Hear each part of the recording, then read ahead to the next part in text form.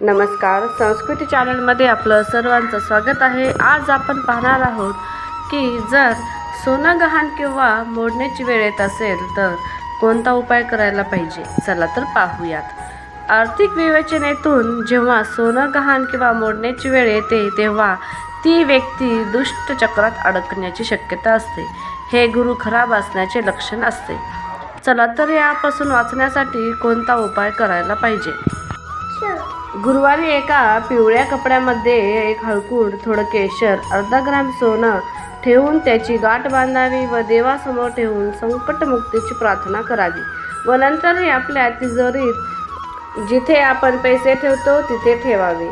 हा उपाय तुम्ही करून पाहू शकता। श्री स्वामी समर्थ। जर आपल्याला व्हिडिओ आवडला असेल तर व्हिडिओला लाईक करा, शेअर करा आणि चॅनलवरती नवीन असाल तर चॅनलला सबस्क्राईब करून बेल आयकॉनला क्लिक करा। धन्यवाद।